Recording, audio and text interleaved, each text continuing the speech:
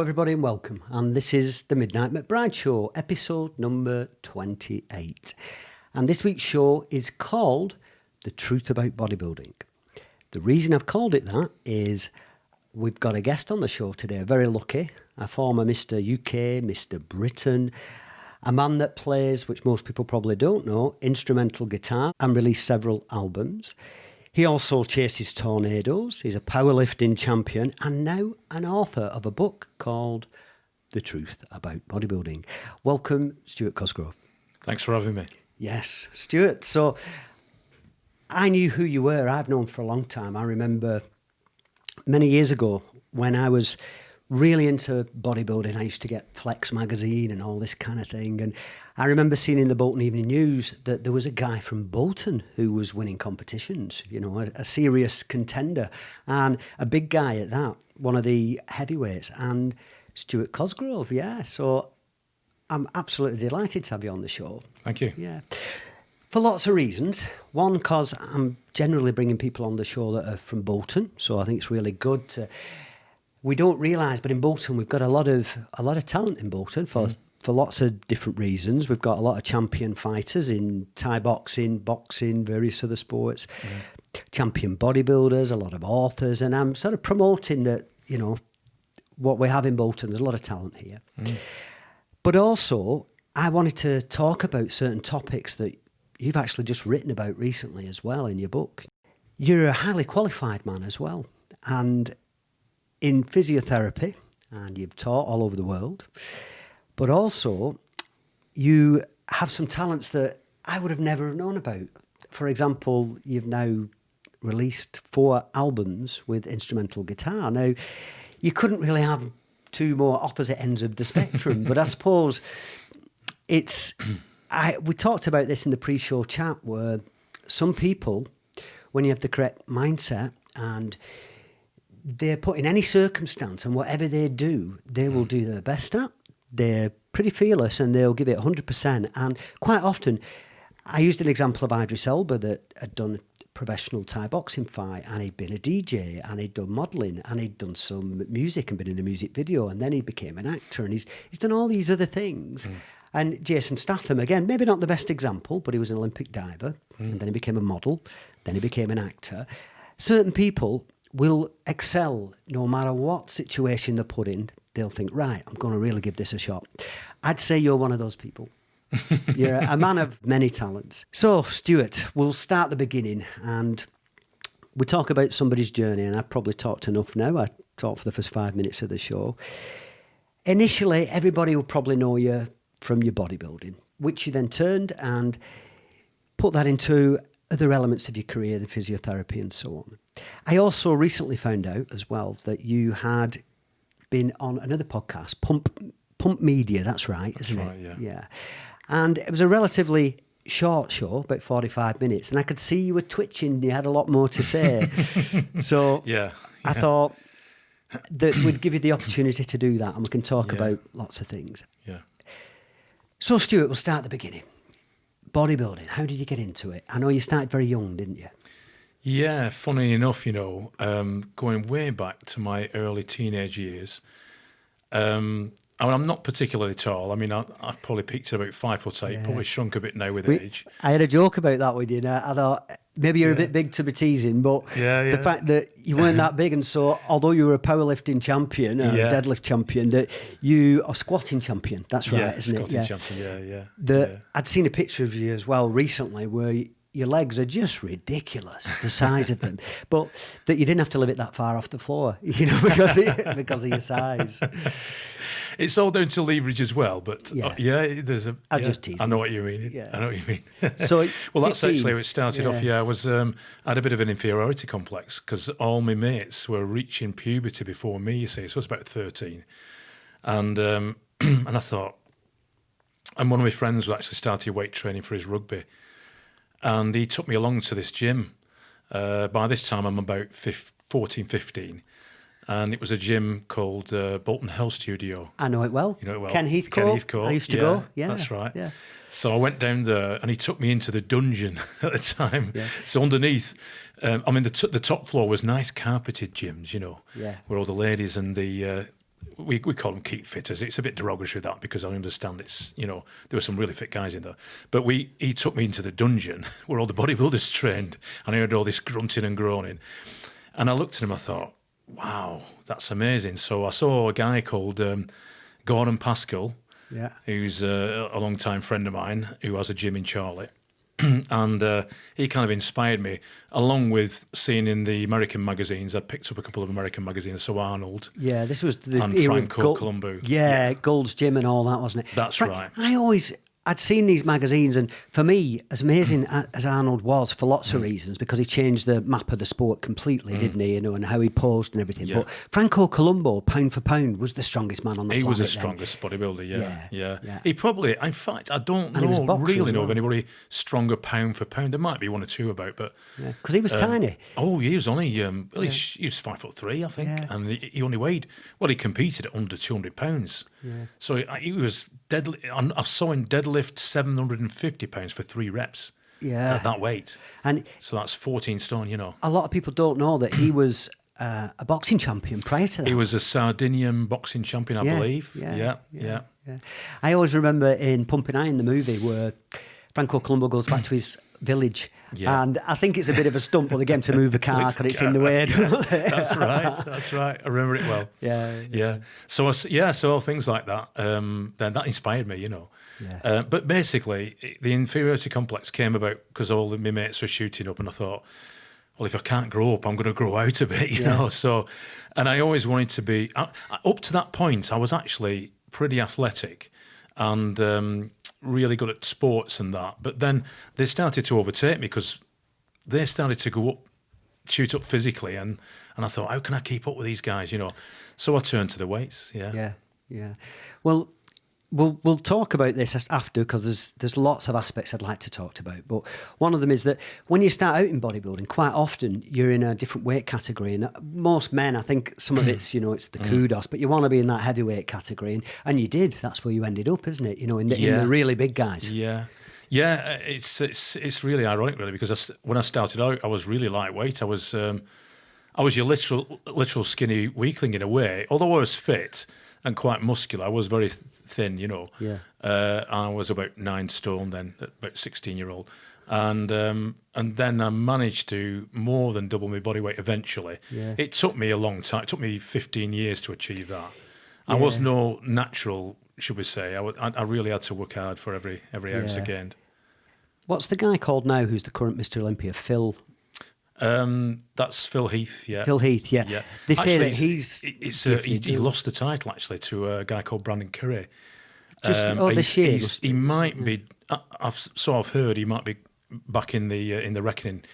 In fact, apparently this next Olympia could be the most decorated lineup ever. I think there might be as many as 4 or 5 previous Olympia winners, all vying for the titles, and I think Phil Heath might be in the mix. Yeah. The reason why I mentioned him is because other bodybuilders refer to him and say how lucky he is because he can just put he can just put muscle on without putting the years in like everybody else had to. That's a genetic mutation. Yeah, I talk about that in the book actually. Yeah. Because this is where a lot of people go wrong when they're looking at the internet and they're following these top professional bodybuilders and they're trying to emulate them by doing their routines and that, and they don't realise that these guys have a genetic mutation. And they're gifted, and no matter what kind of resistance training they did, they would achieve muscle gains.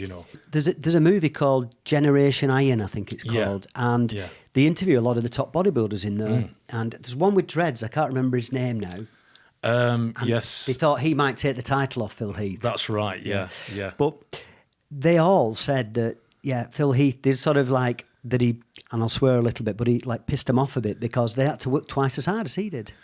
Branch Warren was saying, this guy was trained for 5 hours a day, got up in the morning, and Phil Heath sort of just mosey on in from nowhere and took the title in 2 or 3 years. Well, there's a famous saying actually from Dorian Yates.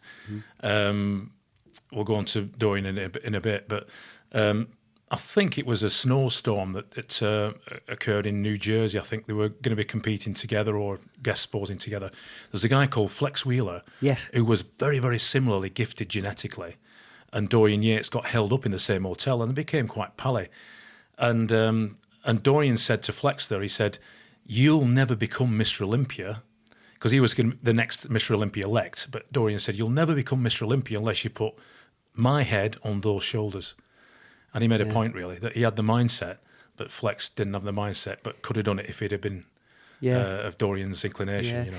Because what I've read of Dorian, and we'll talk about Dorian after, and there's a reason we'll talk about him, because you connected with him strongly for many years because you were his physio. Yeah. But with Dorian, they said he was definitely not one of the most naturally gifted and genetically gifted bodybuilders. No. But he just worked twice as hard and did it intelligently. That's so I've read. So tell us about maybe the first time you won something, because you started winning at an early age, didn't you? I did, yeah. I worked hard while I was in the sixth form at school, and I managed to compete in the under-18s in the Northwest Britain, my first competition, and managed to win it, but probably because the lineup wasn't very good, more the reason. But at least I managed to win it, so that gave me a taste for wanting to compete and driving me onwards, you know. If when you set off on a path and very early on you start to win and you get some positive feedback and you think, oh, maybe I can do this. Some people have to lose 10 times before they win. You were on the winning path straight away, you know. Yeah, so, that's right. Yeah. So you obviously want to try to emulate that each time. But I also knew that it was a long, hard road upwards, because I was looking around at all the other bodybuilders and realising I was on the bottom rung of the ladder as a junior. Because in those days, you used to do the juniors, and then the next step up was the novices, and then the next step up was the misters. So we always strived to become eventually a mister, which in a way, like you mentioned, was the heavyweight category. Yeah. And so I always had that as my end goal, but I just set myself little goals along the way, you know. I think some people in the mind think that you can go out there, take whatever you need to take, and within 2 or 3 years you're winning competitions and you're at a top level. And to get in the heavyweight division and win, you know, Mr. UK, Mr. Britain, enter Mr. Universe, it's a decade, it's a 10-year path, isn't it, you know, really, for most. And that's right. And do you know something? I think that's the reason why these days the level of bodybuilding at the amateur level is way down on what it was during the 80s and the 90s.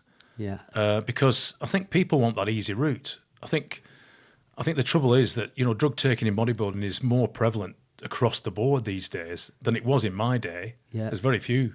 And they just think it's an easy way. And of course, you don't get up to that level unless you put that effort in and your diet and nutrition, you know, and then you've got some good genetics, the whole package. It's like sleep. People don't, you've got to sleep, you've got to rest, you've got, you know, you've got to do it intelligently. You do. Know? Yeah. What makes me, you'd see people in a gym, lots of lads now, which is very common, and they don't do legs, for example. So they look fantastic, but they never take the tracksuit pants off. That's right. You know, because they've got legs like matchsticks and stuff. And it's all about ego and, you know, impressing the girls and doing whatever, but they're not really doing the sport correctly. Yeah. No. You know, they're not... There's a picture in my gym, actually, I've got up, and it's a great big picture, and it shows a guy with a massive upper body and ridiculously thin pipe cleaner legs, you know, and the caption over it is, "Do not be this guy." You know? I remember in Arnold's days there was a guy called Tom Platz, wasn't there? And they reckon he had sort of the strongest legs in the world at the time. Yeah. I reckon you would have given him a run for the money, though, wouldn't you? So, I don't know. He did £500 for 23 reps, which is further going. And they were what you call proper deep squats, bum to heel, bum to ankle squats, weren't they? Right down, touching. Yeah. The most I ever did was 600 for 12, but you know, he was, like you say, he was right down. You know, So. But he did have a relatively proportioned body. He was his upper body was big too, and if that's the look you go for, he was good. Yeah. So this career path, then, obviously, if you're going to take it seriously and you're going to make a career out of it and become proficient and good in the art of bodybuilding, then you need to learn about the body.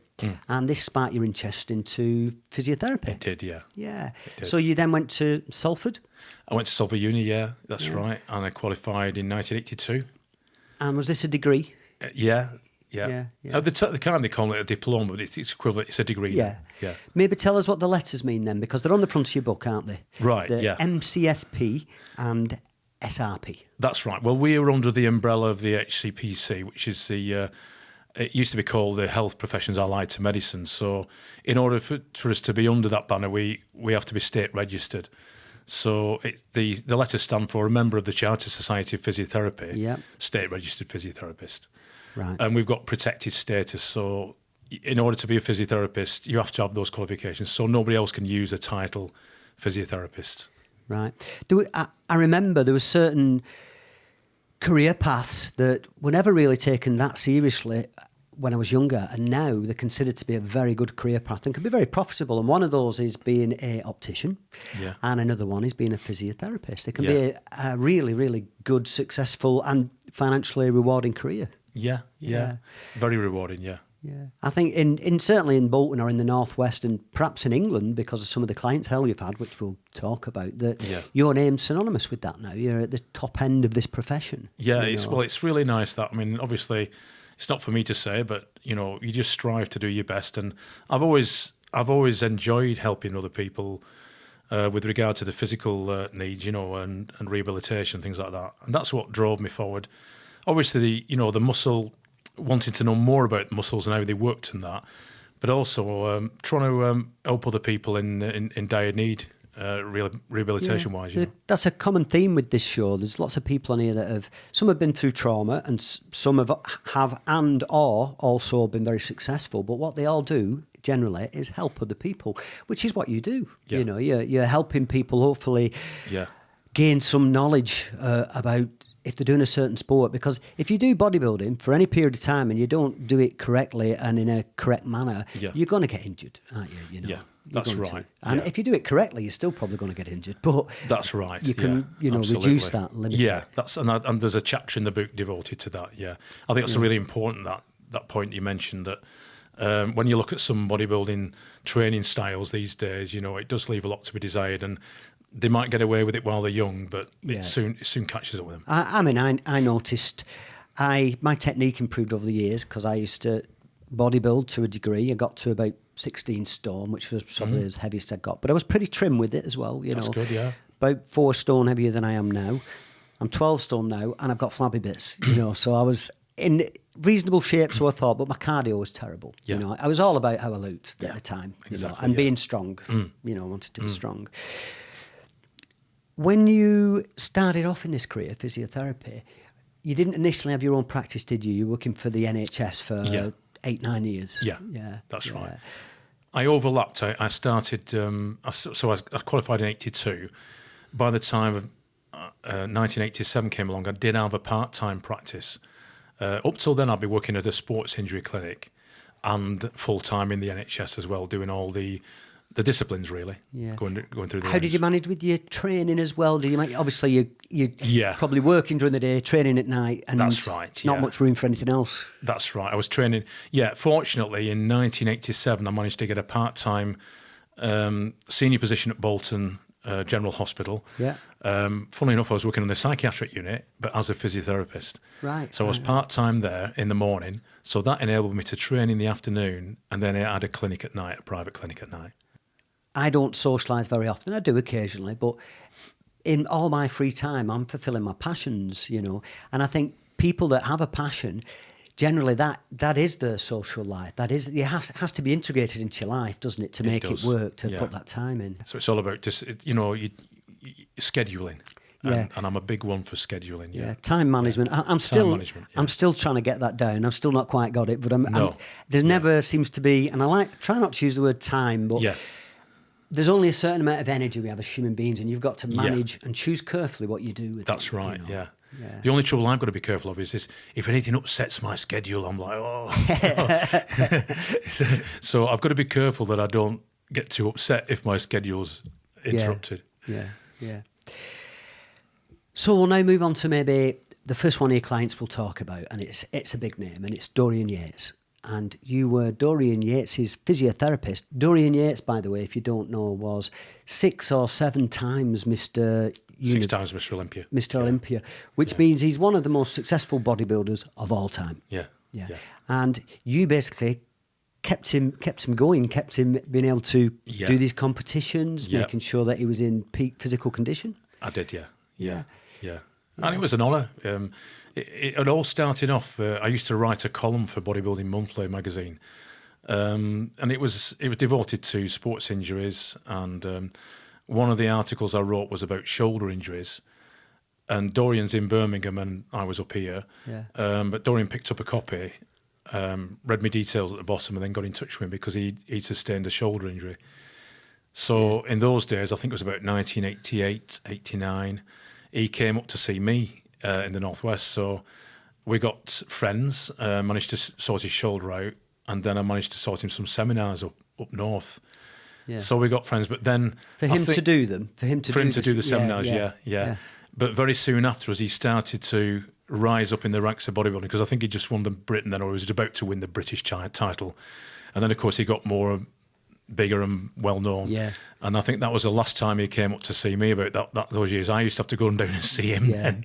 So I used to make the trek down to Birmingham, sometimes once a week, sometimes once every few weeks. It varied, depending on the injury. I suppose it was worth it, because if he's on your client base and people see that, then they're going to want to come to you, aren't they? Oh, I loved it. I loved it because obviously, I could see his potential, and I could see his mindset as well. And I was on that ride with him, really, to become Mr. Olympia, and it was an honour. And to be able to go down and train with him as well, and treat him afterwards, and go out with him at night, and and spend a lot of time with him. It was a real honour and a privilege, and we used to get on well as well. Yeah, I think a lot of people maybe don't realise that with certain sports like bodybuilding, boxing being another one, and it's a team effort, and you've got to have that full package. You'll have a trainer, a physio, somebody maybe like a mentor, whichever. But these people are all key elements, and without them, without the right people around you, you don't necessarily succeed. So that's right. You were part of that team. I was honoured to be part of that team. I was, yeah. Now, Dorian Yates now is probably, if people didn't know who he was, he's far more famous. He's been a guest on various shows, including Joe Rogan, another podcast, and also on London Real with Brian Rose. And he was one of the first people to come out and talk openly about steroids, but also to talk about ayahuasca. He took ayahuasca, which I've done a show all about it on here, with a friend of mine who's ex-Special Forces who suffers from PTSD. And he's decided that that's something he wants to do. Now, I certainly don't encourage anybody or tell anybody to do that, but I like to have an honest conversation about it, and we talk about it, So, Stuart, you also were the physio for Ernie Taylor, is that right? That's right, yeah. So I'm assuming once you had Dorian Yates on your books, then they're going to come queuing up, aren't they? Yeah. That was what happened, actually, because Ernie was training at Dorian's gym. And he was, as Dorian started to finish his Olympia run, Ernie was kind of taking over, and he entered in the top 10 in the world in the Olympia. I think he placed as high as 7th, I think, in the Olympia. Yeah. And then he had a major accident. He fell off he was actually, I think he was forced off his motorbike. He slipped on oil, I think, on his motorbike in Wales and slid under a car, or it nearly tore his arm off anyhow. Right. So I was doing a lot of work with Ernie at the time, and that finished his professional career over then. Yeah. But he did manage to go into fighting. He was into MMA, I think. I'm not sure if he's still doing it now, but I just lost touch with him recently. But we did get him back into the gym, and he was still a hunk of a guy, and still strong and back to fitness, more or less. It was just that cosmetically his physique had changed slightly, and he couldn't make the top ranks. I didn't know he'd had the accident. I didn't know about that. Yeah, he had a major accident. Yeah, nearly lost his arm. Yeah. You could tell us maybe about the story with Ronnie Coleman backstage. Oh, right, now, yeah. If you don't know, they used to call Dorian Yates the Shadow because of the size of his lats, his back wasn't, he was huge. And also, Ronnie Coleman is, even amongst super heavyweight bodybuilders, he's a giant, isn't he? He was, yeah. Ronnie, he won 8 Mr. Olympias, so I think he equals the record now with Phil Heath, I think. Or is it Lee Haney? I think Phil might be creeping up to that record, yeah. But at the time he was the mass monster, yeah. He kind of took over from Dorian. He actually has been on a couple of podcasts recently, Ronnie Coleman, and he's got a lot of problems with his, his bones, his knees, and various other things, hasn't he? He actually has crutches, doesn't he? I think he's off them now. I think just recently he's been training hard in the gym again. Yeah. I'm not sure if he's still on crutches, but his upper body certainly seems to be coming along now. Yeah. So I think he's determined, Ronnie. Yeah. Very determined. Yeah. But at the time, yeah, it was in 1999, I think, he was doing the English Grand Prix, and his back went into spasm, so much so that it floored him. So he was lying on his back, he couldn't move. And he was the star of the show. Yeah. And Kerry Kay's a good friend of mine who was promoting the show at the time, went on the PA system and said, "Is Mr. Cosgrove in the house? Can he come backstage straight away?" So fortunately, I was watching the show. So I went backstage and I was faced with the biggest back in the world to treat and manipulate. So eventually, after a number of attempts, we managed to manipulate him, and he stood up and ended up winning the show. Yeah, he won, didn't he? Yeah, he won, yeah. I've seen footage of him training, and again, even next to some of the other heavyweight bodybuilders, it's hard to quite get your head around how big he is. You know? Oh yeah, he was phenomenally strong, but he did train a little bit loosely as well. Yeah, and I think, and as a lot of them did in those days. I mean, some of those professionals trained really hard in those days and really heavy, but persistently heavy and hard. And as I talk about in the book, I talk about different styles of training and how it's so important to cycle these styles, because if you start to get muscle tendon damage, it doesn't always manifest straight away, and then further down the line, you have an injury. And it's a warning, really, for young up-and-coming bodybuilders not to train ridiculously heavy all the time. I think this is why, as well, you need to accept the fact that it's going to take a certain amount of time to put that size on, and then you can hit the weights heavy and hard, but then you can sustain what you have for a period and just let everything recover, heal, grow, then go hard again. And it's been cyclical, isn't it, with bodybuilding? It is, yeah. But, even more than that, Patrick, you're right what you're saying, but there are techniques you can use to cycle, and you can still gain without putting yourself under so much stress that you do tendon injuries and muscular tendon injuries, And we can talk about that later on. I think a lot of people think it's all about the amount of weight on the bar. Absolutely. You can put your bicep under more strain and it can grow with very small weights using the correct technique, can't you? Rather than just not doing the technique properly, which is what you used to see. The guys would curl with the heaviest weight they could, but they'd be using the back. Absolutely. And all this nonsense. And, you're right. It's about strictening the style up. So you're basically isolating the muscle you want to use. Yeah. And it's all to do with it's the technique called time under tension, which was originally postulated by a guy called Brian Johnson and a guy called Arthur Jones, who invented Nautilus machines. Right. So now Arthur Jones is the real top guru. He was a bioengineer, so he had experience in engineering and biomechanical techniques as well. So he combined the two and produced simply the best machines there's ever been in a gym, and that's the Nautilus machine. Sadly, very few of those original Nautilus machines exist. A lot of the machines that the latest machines now, I don't always get on with them. I prefer some of the older machines, They're biomechanically incorrect, a lot of them. Some have 3 or 4 different movements incorporated in one machine, where what used to just be a bench press, you're twisting and all this kind of thing, and it doesn't seem to work for me. You don't get on with it. No, this is it, you see. Arthur Jones invented something called the D-cam, which made sure that the strength curve was correct for that particular movement. So by the strength curve, I mean that it exerts maximum tension at that particular range in the movement to sustain that tension in the muscle. And a lot of machines that you quite rightly mentioned today don't have that sustained strength curve. No. Sometimes the weight comes on at the wrong time and it comes off at the wrong time. So that tension's not sustained throughout the movement. Yeah, and a lot of them twist and turn, and I find that they may be great for somebody that just wants to do mild strength and conditioning or toning, but if you actually want to put size on, you better have it wants to be simplified. One movement, this kind of thing. That's right. And this is why a lot of people go on about free weights being superior to machines. Well, they are if the machine is inferior, and very often a lot of the modern machines are. Yeah. But the Nautilus machines weren't. I mean, the thing about bodybuilding is we talk about something called functional strength training now, where you're trying to train for a particular function and improve your strength in that particular area. But the machines in those days were geared up for bodybuilders, where they didn't need the functional strength, but they needed the focus strength to direct the attention, to focus on the muscle they're training. And these machines were geared up for that, and a lot of the modern ones aren't. I remember I first looking at the bodybuilding magazines, and I saw them isolating muscles, and for instance with a bicep curl, but using the back of your arm on the inside of your leg and isolating that muscle. And That's some right. really simple techniques Yeah. where you can focus on just one muscle. That's right. That's it. Yeah. And that's one way of overcoming that situation of overusing compound heavy movements all the time and creating injuries.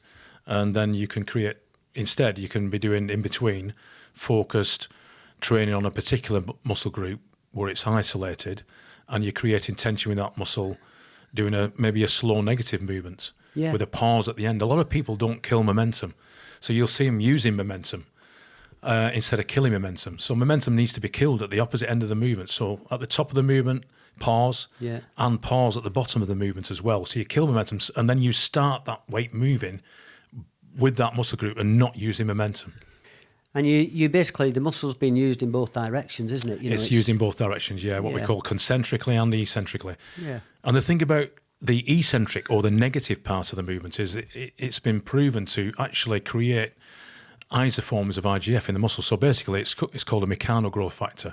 So it's a growth factor in the muscle that stimulates growth. So you can use, and the other thing about slow negative training is that it helps to repair tendons. So the muscle tendon junction can be helped to be repaired.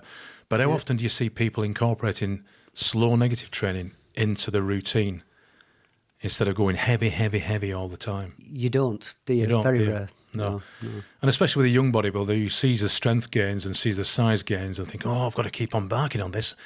But little did they realise that the muscle tendon junction, so that's where the muscle starts to become tendon, starts to deteriorate, but he gets no symptoms. And then all of a sudden, boom, either his pec goes or the bicep goes or whatever. I mean, it took me years to figure out that I'd always, for instance, if I was using dumbbells and I was bench pressing, that I could use a lighter weight but with a better movement and I could get better results than just picking up. Because if I picked up the really heavy weights, I couldn't do the exercise properly anyway. It looked great. You know, people would think, wow, look what he's lifting. But the exercise, the movement, the training I was doing was rubbish. That's right. You know? So, Stuart, so we'll talk about some of your accolades, some of the things you've won. And there's a lot of things we've got to talk about, which include, we're going to get into tornado chasing and you're playing the guitar and being an author now and lots of other things. But we'll start off with the bodybuilding and tell us the titles you won. And I didn't realise, I knew you'd won some titles in the UK, but you'd also competed abroad and you competed in Mr. Universe, which is top end, fantastic. So maybe tell us those. Well, when I won that junior title when I was 18, just under 18, it took me another couple of years to win the junior Mr. Britain, Northwest Britain. That was when I was 20. So 2 years later I won that. Then I managed to win the Northwest Novice and then eventually the Misters. Yeah. So then when you become a Mister, you feel like, at least I've made it to a degree. And I managed to win the Mr. UK in 1987 and that qualified me for the Mr. Britain.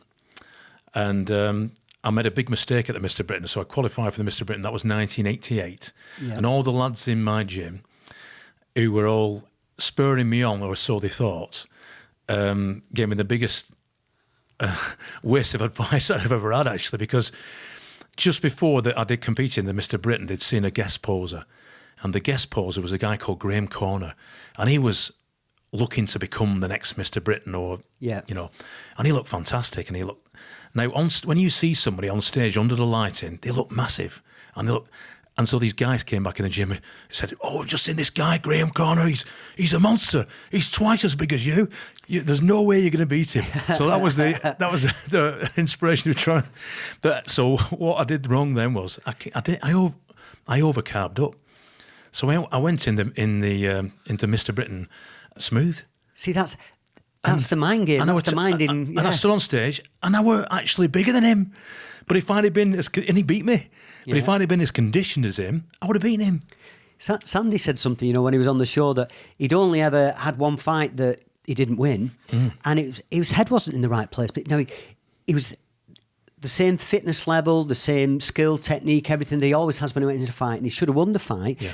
But he was psyched out. Somebody said, "Oh, you're not fighting him, are you?" Yeah. And his head went. That's right. And so that was a lesson learned. Yeah. If your head's not in the right place, I know with Ironman that I set off. I talk about it where we were doing the swim, and there's a couple of people from Bolton Triathlon Club with me, and some of them far, far fitter than I am. I mean, you know, a different level.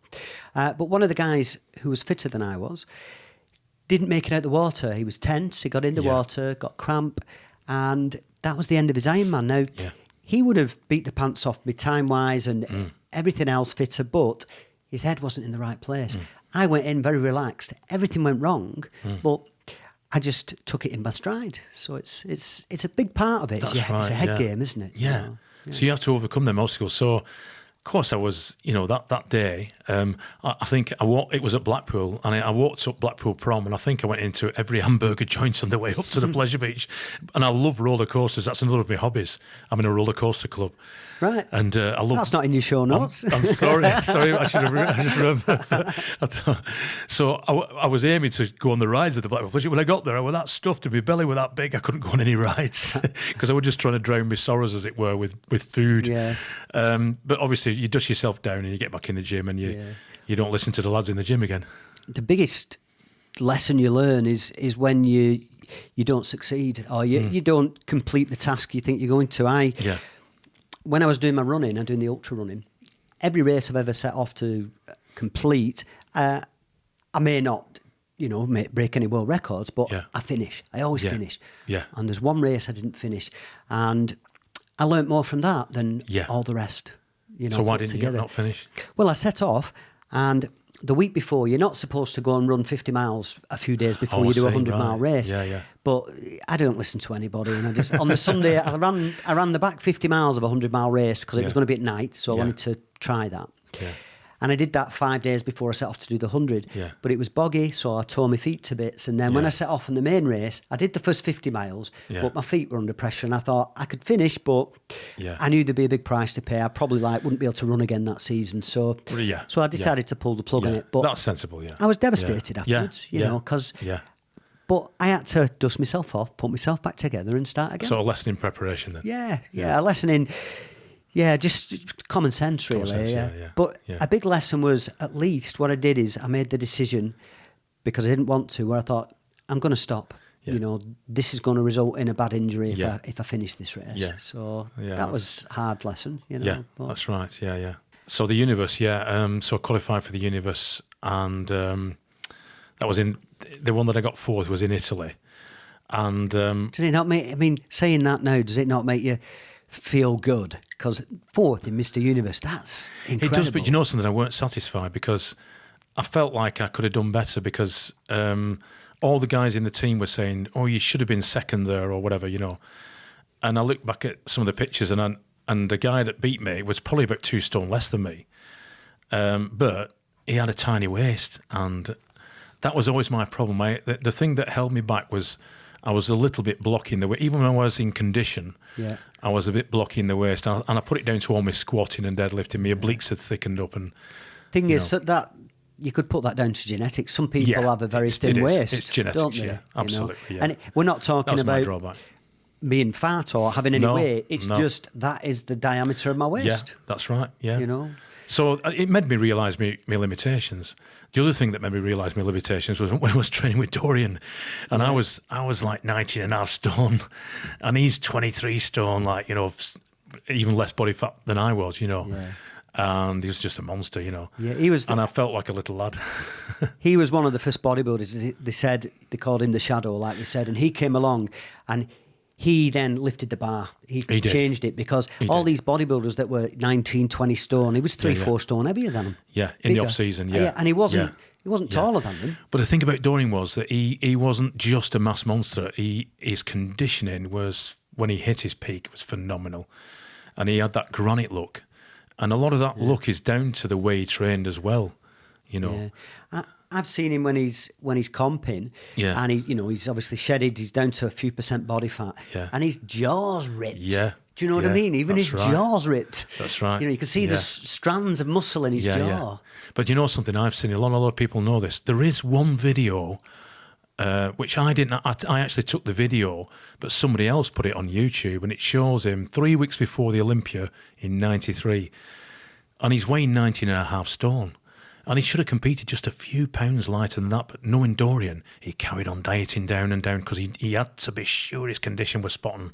And he could have gone in over 19 stone. And he's phenomenal. He's got fingers in his lower lats and his condition is phenomenal. And there's only about 4 people seen him in that condition. And fortunately, I'm one of them. And he should have competed like that, really. So people thought he were monstrous in 93. He could have been even bigger. You also, Stuart, besides bodybuilding, went into the heavy stuff. So you were squatting and you were winning competitions in this as well. Yeah, it was a bit of a sideline, really, because I'd always liked and prided myself on being a strong bodybuilder. And I did have a leaning towards powerlifting. And I did have some powerlifting friends who really tried to urge me to compete in the British Championships, you know. Yeah. I never actually did it in the official powerlifting, but instead we used to call, there were some side events called Ironman. Actually, ironically, it's called the Ironman event, but it's for lifting in those days. And we used to do a series of lifts, gym lifts, really. We used to do squat, deadlift, bench press, chins, dips. And we used to use 6 or 7 events. So did you have to do well in all 7 to win, or was each event separate? No, you had to combine your total score. Oh, right. So you can't just be very good at squatting and win. No, that's right. Yeah, you had to be good at everything. Well, you have to be kind of an all-rounder, really. Yeah. But I used to try and set the records in the squat, you know, at the time. So somebody then urged me to compete in there was a bodybuilding federation that also did powerlifting as a bit of a sideline, and they used to run these heavyweight lifting competitions for repetitions. Yeah. So they organised the bench press and the squatting competition. So I did the squatting competition. I did it for a couple of years, I think. And this is where I won you the did UK squatting competition. £600, 12 reps. Yeah, I did. Yeah, apparently, officially, they scored me 11, but I know I definitely did 12. But they only counted 11. I don't know. Maybe the 12 wasn't deep enough or something. I don't know. But you still won with the 11. I won with 11. Yeah. At this point, then, Stuart, this is where you then start to have your own gym for the first time. Yeah. Yeah. Where was that? It was in Atherton, so it's right next to the railway station. Yeah. It's still a gym now. I still own the building, and I rent it out to an old training partner of mine called Brian Goddard. So he runs a gym there, and he actually calls it the gym. Yeah. But before it, 98, I built the place with a guy called Steve Knight. Yeah. He was the builder, and so I built the gym in 98. And 3 weeks away from opening, Barclays Bank decided to come along and pull the plug on my mortgage. So I had no money. Yeah. So I nearly lost it. But fortunately, Steve at the time, Steve Knight, decided to do a private mortgage with me, and we managed to just get it up and running. Yeah. But that was successful till when I had it for 11 years, I think. Again, if everybody that was into bodybuilding always wanted to go to a gym where there was somebody that either owned it or trained there that had been, a name. So you open that gym and people are going to come and train there, aren't they? That's right. But you know something? Another reason I opened it was because at the time, there was hardly any women doing weight training. Yeah. And I wanted to encourage women, especially women going through osteopenia and osteoporosis. I wanted to encourage them to weight train for health reasons, as well as obviously condition. And at the time, no women were doing; they were just doing aerobic classes and dieting, and really not. They didn't realise that in order to condition themselves properly, they needed that extra resistance training. See, I think in those days, I remember now. I'm not sure if I got the name right. It was Corrie Evans, was it? Corrie Everson. Brilliant. Yeah. She won it 10 or 12 times. She did, the competition. But although she was muscular, she wasn't as big as some of the Still female feminine. body. Yeah, she looked beautiful. She did. Yeah, really. She was. Really attractive. attractive. I met her actually, and her husband. Yeah, right. At one of the Olympias. Yeah, because she was, I suppose, even more successful than sort of your Arnold Schwarzeneggers in the female division. There was nobody really. Yeah, she's the equivalent. Yeah, she was. A lot of people don't know who she is if you weren't into that scene. Yeah, but that's right. She was incredibly successful, wasn't she? She was, yeah. But I don't think the women got anything like the money the men did. No, they didn't. No, they didn't in those always days. It's the same in most sports, isn't it? That's right. Unfortunately. Yeah. With your physio, you've got this career and you start off and you're going giving talks. Maybe talk us a bit through the path you went down, and then we'll end up in India. Believe it or not, folks. As I got more involved with the sports rehabilitation and sports therapy, I started to lecture, and eventually I was invited to lecture on the master's degree course at Bolton University for strength and conditioning. It was a prime interest of mine anyhow. But I used to do bodybuilding seminars, but I also used to lecture I did some lecturing at Total Fitness to fitness instructors. Yeah. Really to just give them another kind of view of strength and conditioning, you know, other than the one they were probably taught and brought up with. I suppose you'd had the experience, you comp, so they're going to listen to what you have to say. Yeah. You're qualified as well. You're the full package. Yeah. I think it's really important that what you just said. You know, it's important to have been there and done it. Yeah. And I think you've got to speak from experience, because if you've not, it's difficult for somebody to take your advice, no matter how much knowledge you have, you know. Yeah. So I tried to combine the two, and obviously physiotherapy drove me into bodybuilding, really. And I'm glad to be able to also have used bodybuilding in my physiotherapy career as well, you know. So then I had a few alliances with some top surgeons as well. There's one particular guy called Len Funk, who was a top shoulder specialist in this area and the country as well, well recognised throughout the world, and he organised a World Shoulder Conference. Yeah, see, that doesn't even it doesn't sound like a real thing, doesn't it? No, it doesn't. No. But and it's the World Shoulder Conference. I think that was in 2009. I think I did that, and he invited me on the faculty for that. So I was lecturing to quite daunting actually. I was lecturing to 400 top specialists from around the world and top physios from around the world, and being careful not to put a foot wrong, and then being questioned about it, and then doing a practical on the Saturday as well. So, and it's funny really, but I seem to go into a bit of a zone there. You know, I remember you know, praying about it and just and this kind of inner calm came over me, and looking back now, I don't know how I did it, but I just seem to be able to take everything in my stride then. So I think it's important to be calm and collected and not get too irate about things. Yeah. I think it's important to breathe in techniques as well is important when you're in such a situation where you could get flustered. Yeah. But I totally enjoyed the experience. And afterwards, one of the American surgeons that gave me a good grilling on the platform come and bought me a drink and said, "Thanks for answering my question." Yeah, well, you've been questioned by people that in theory are the top boffins in this field. Yeah. And showing them how it's done. Do you know, the only thing I had to think about was, because when this guy asked me a question that was really out of my comfort zone, I had to steer him back to my comfort zone. And I thought, right, I'm on here discussing this particular subject, and it was kind of a narrow field within shoulder therapy. And I thought, no, I'm the expert here. And I literally had to think that way for me to have the guts to answer him in an authoritative way, you know. Yeah. But I managed to hold my ground. Well, you did fortunately, it. Did it, yeah. Stuart, when I read your show notes, this one particular, well, there's several elements that, like, you know, really stop me in my tracks. But this one in particular, where you ended up with a free house in India. I think you need to tell us that story. All right. Well, yeah. Well, my wife at the time and myself decided she was always searching for the sun. She loved her tropical holidays and that.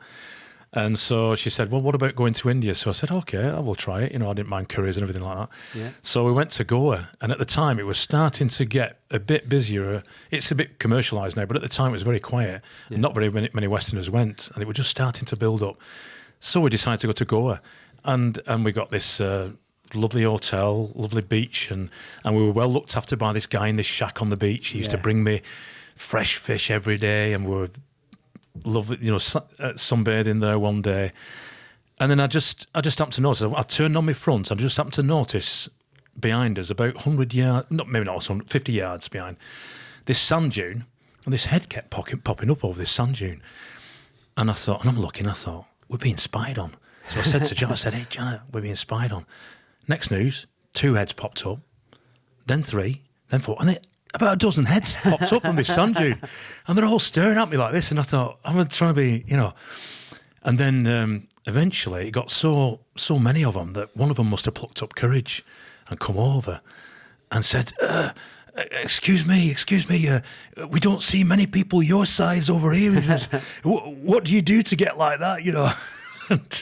So I didn't realise, you see, not many people over there had been introduced to bodybuilding. No. It was new to him, and I was the first kind of Western decent-sized bodybuilder they'd seen, you know. And nobody ever seen a 20-inch arm before or anything like that, you know. No. So they're like, wow, what's going on, you know? So they all surrounded me. And then they found out so I just started chatting to them, and then I kind of sent them on the way. But they found out what hotel I were at. And then a couple of days later, 40 of them turned up and literally kidnapped me. And they kidnapped me in a nice way. They didn't. But one of them said, "Will you please?" They pleaded with me to come down to their gym. Yeah. So I hopped on the back of this guy's scooter, and and then 40 of us trundled off to this gym, all on scooters and cars and stuff. Yeah. And in their gym, they had the most antiquated equipment you could imagine, you know, really, and it were all dog-eared, and the cables were breaking, and the dumbbells were all broken and everything. But we managed to, you know, teach them a few exercises and give them a bit of advice on diet. And I thought nothing of it. And so they dropped me back at the hotel then. So if you fast forward the next year, I came back. Same thing happened again, only bigger. So this time they accosted me and took me about 45 minutes drive inland. So a full year had passed. A full year had passed. And then we turned up at Go again because we decided we loved it so much we went again. Yeah. So the same land, I went to the same resort, you see. Probably a mistake, but anyway, I got accosted again. And this time I got took about 45 minutes inland to this bigger gym in somebody's village. And I ended up doing a seminar. And there were that many people. There must have been 200 people in this room. And they just put me on this pedestal. And I was pausing on this pedestal and teaching them about bodybuilding techniques. Fast forward to the year after, we decided to go back to the same place again. This time, the plane landed, we met at the airport, big jumbo jet. There were 100 of them at the airport waiting for me. And I'd communicated with one guy who were coming, and one of the guys in the group was a chief customs officer. And he met me as I were coming down the steps of the plane and ushered me and Janet right through customs and there were other 200 and odd people queuing up, and we just got ushered through and so that time they'd organised with the sports minister of Goa 600 people at this seminar in Panjim Stadium. So I had Did you know about this? No. That's incredible. I didn't know. No, they put me in. And next news, they brought the newspaper the next couple of days. They brought this newspaper. I'm on front of this newspaper. So I'm there on the front of this newspaper, and they said, right, you're doing a guest spot at Panjim Stadium and you're doing a seminar. And I said, well, like this, I'm on holiday. I kept pleading with them. It fell on deaf ears. I'm on holiday. I'm just on holiday. But they weren't listening because I couldn't help it. I was just teaching them all these things, you see. Yeah. And they were lapping it up. Mm.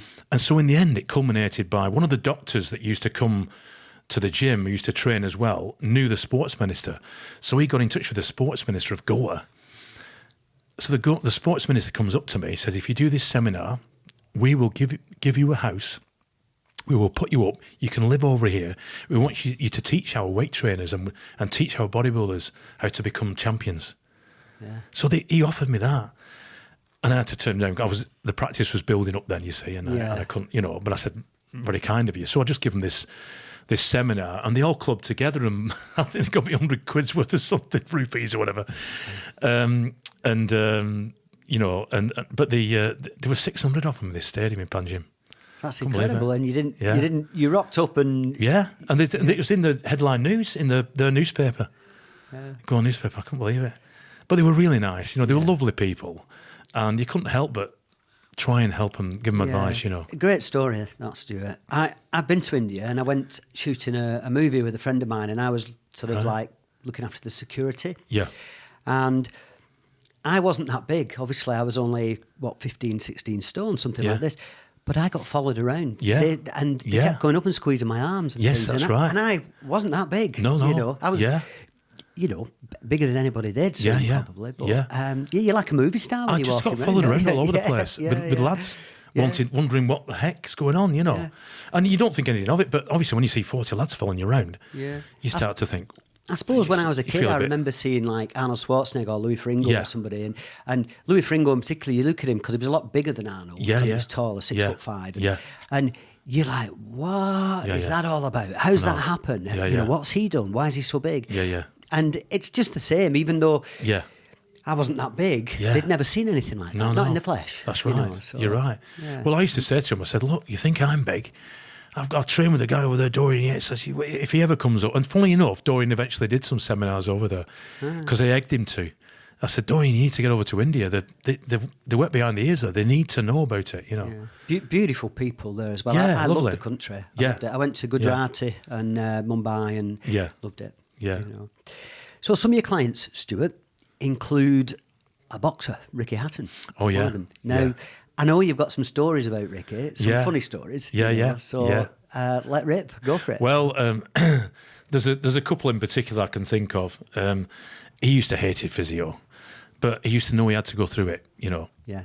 And one of the particular injuries he had, it was an injury of his elbow. And there's one particular muscle on the inside of the elbow which shortens.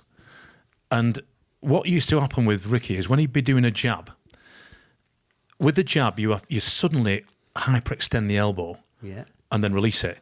And constant hyperextension of the elbow strains this muscle. You mean snap it? It's a muscle on the inside of the elbow. It's called pronator teres is the name of the muscle. And that muscle suddenly stretched and released. And it developed micro tears in it over a long period of time. But these are what we call, in the physio, they'd fibrosed and got really thickened and shortened. So it meant that his reach had shortened. So he couldn't lock his elbows out. So when he was jabbing, he was about 2 inches short. And I was treating him for another injury at the time, and I said, and I just noticed it, and I said, Ricky, just lock your arm out. And he couldn't lock it out. And I said, how long have you had that? And he thought for a while. He goes, I must have had it about 7 years, you know. And I said, well, how do you figure that out? He said, well, when I'm in a pub and I'm waiting for my change, and they bring me my change after I've got a pint, he said, all my mates kept saying, why do you keep dipping like that? Because he'd dip his shoulder like that to try and accept the change, because he couldn't turn his arm over. Right. Because the pronator muscle actually pronates downwards, so he couldn't turn his hand over to receive the change, so he'd dip his shoulder down. And that's how it came about. So I started to treat. I said, listen, we can get an extra 2 inches on your reach here. That's what a boxer wants to hear, isn't it? What he wants to hear, yeah. So he said, go ahead, work. I said, it's going to kill you, though. So I had to work on his elbow, and it used to crease him. Well, as we got nearer to the fight, I think it was a Mayweather fight, or one of the fights. Anyhow, as we got nearer to the fight, he got Granada reports coming down and filming, you see. Yeah. So he used to come and film him. He said, can we film him actually being treated? And I said, well, I don't mind as long as Ricky's okay about it. So they brought the cameras into the treatment room. Well, he used to leave his arm on the bed, and I'd be working on his arm and going through these active relief techniques, and he'd be screaming in agony, and he'd disappear under the bed, trying to get away from the cameras. So you just see this arm on the bed, and he'd be disappeared underneath the bed screaming. And so the cameraman decides to play him in his own game. So he starts to set the camera underneath the bed, and he's filming it, all his contorted face as he's screaming. And he's supposed to be this tough boxer. Yeah. And the guy, when it went to Granada reports, I can't remember what's the girl that used to do it. I've forgotten her name now. Lucy Meacock. Lucy Meacock, Lucy Meacock, yeah. Lucy says, remind me not to book an appointment there if it's that painful, that physiotherapist, you know. Your clientele just decreased by 10% or whatever. Yeah. So moving on from that story, at the actual Mayweather fight itself, we was backstage. So you're at this fight? I'm at the fight, yeah. They wanted. Well, Ricky always used to want me there. Yeah. I always used to treat him the day before the fight, and he got into this habit.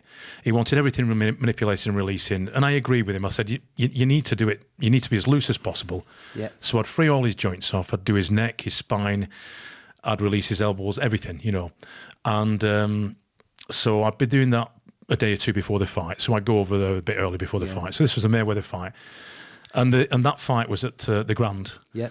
And so we're backstage there waiting for the fight to start, and he's backstage warming up. And I always used to think he used to expend too much energy warming up. But it was his way, it was Ricky's way, so, you know, we just leave him. And I used to just be on hand just in case there was any injuries that needed attending to, you know. Yeah. So he'd always get all blasted on there, and he'd be shadow boxing and warming up. And I'm there, stood there with my arms folded, thinking, oh, crikey, mate, slow down, Ricky. He's expending too much energy. You need this energy for the...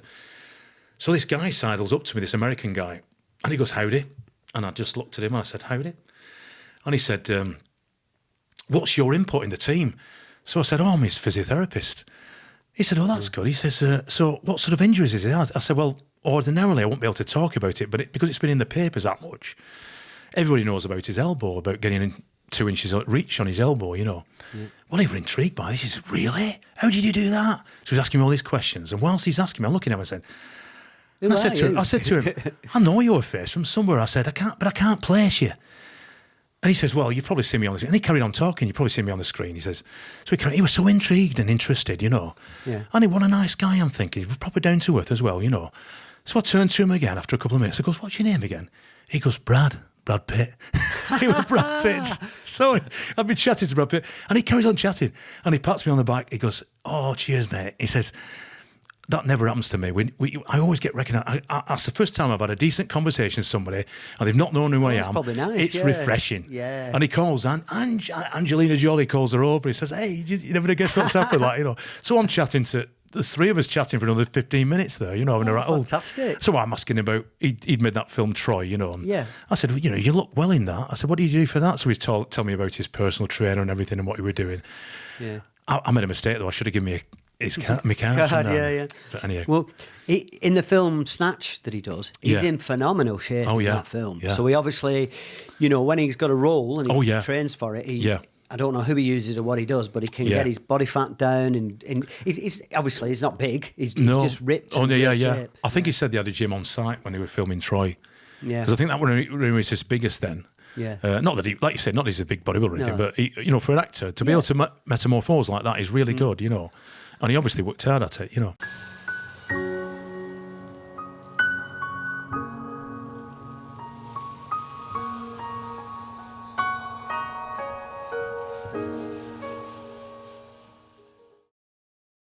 I've seen a few guys that have lost weight for films, and one is Matthew McConaughey has done it for a film, something cowboy. I can't remember what it's called now, but he plays a cowboy that gets AIDS in that film, and he phenomenally thin. And the other one is Christian Bale. Yes. Is it The Mechanic? It's called, yes. The Machinist. The Machinist. Yeah, Machinist. Yeah, I've seen it. And he goes down to something like 7.5, 8 stone in the movie, and incredible. It's, you know.